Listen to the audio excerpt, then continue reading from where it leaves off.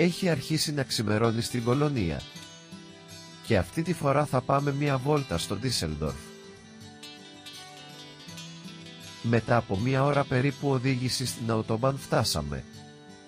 Και είχαμε μια ευχάριστη έκπληξη. Σε ένα καταπράσινο πάρκο είδαμε πάπιες που βόσκουν ήρεμες νοχελικά. Ακριβώς απέναντι από το πάρκο βλέπουμε το ανώτερο περιφερειακό δικαστήριο.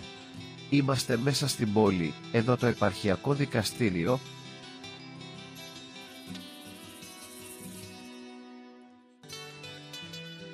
Η αίθουσα τέχνης.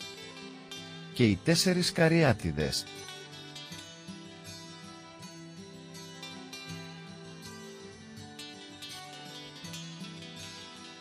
Συνεχίζουμε λοιπόν προς το κέντρο. Μπροστά μας, η εκκλησία του Αγίου Ανδρέα.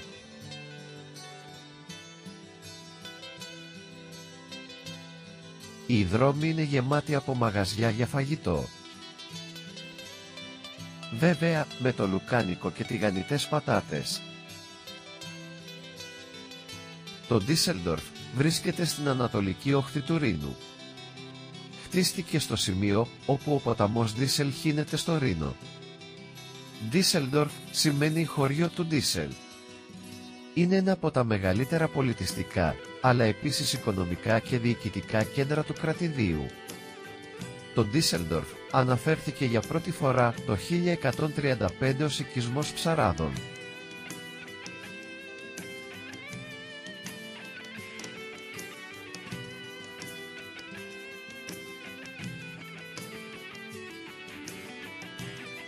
Περπατήσαμε λίγο και φτάσαμε στη Marktplatz, που είναι στην παλιά πόλη.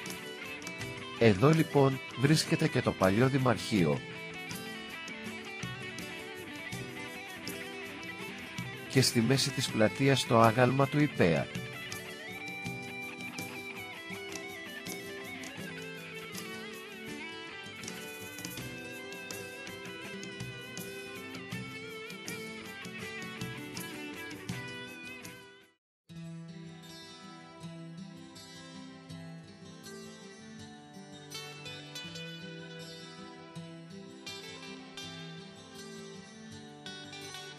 Ήρθε και η ώρα για ένα καφέ.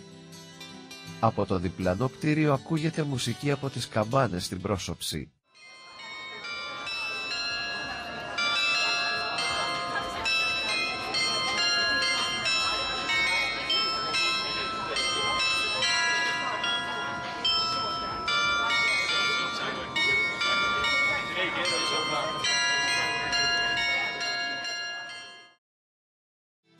Μετά και από τον καφέ, φεύγουμε και από εδώ και σε λίγο φτάσαμε στο Ρήνο. Οι μαούνες στο ποτάμι μεταφέρουν εμπορεύματα σε παραποτάμιες πόλεις.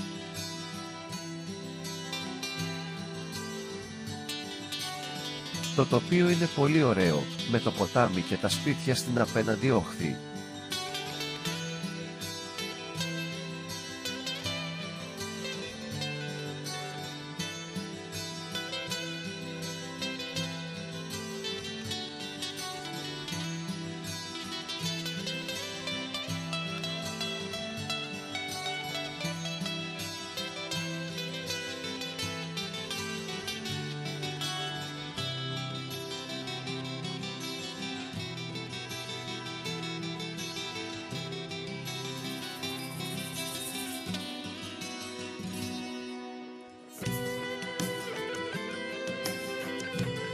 Ο καιρός έχει βαρύνει πολύ και η βροχή πλησιάζει γρήγορα.